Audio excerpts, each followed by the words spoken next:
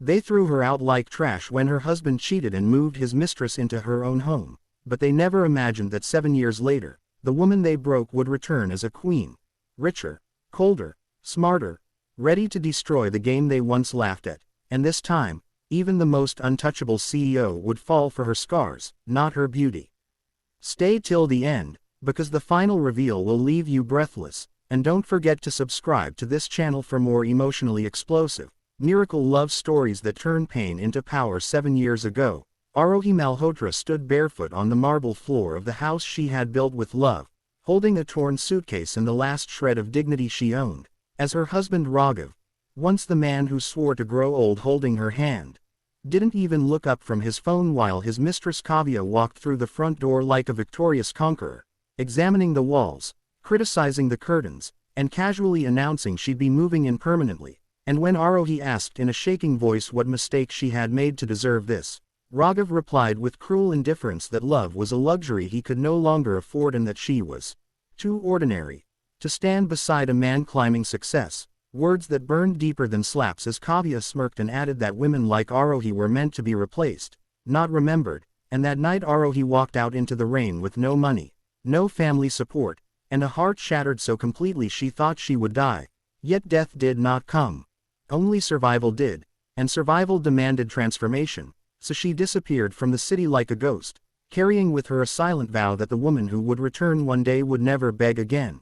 The years that followed were brutal, lonely, and unforgiving as Arohi worked in kitchens, cleaned offices at night, slept hungry, and cried silently into pillows so no one would hear her weakness. But fate intervened in the form of a mysterious old woman collapsing on the street, whom Arohi saved without knowing she was rescuing Meera Singhania, the iron-willed founder of Singhania Global. And as destiny loves irony, Meera saw something fierce behind Arohi's broken eyes and offered her a chance. Not charity, but challenge. Pushing her into the ruthless world of business where empathy was seen as weakness, and Arohi learned painfully, brilliantly, becoming sharper with every betrayal, stronger with every loss, until the timid wife vanished and Queen Arya was born, a name chosen to bury the past. And 7 years later the city buzzed with shock as Singhania Global announced its new chairwoman, Arya Malhotra, an elegant, unreadable woman whose presence commanded silence, whose eyes held storms, and whose first public appearance was at the same corporate summit where Raghav,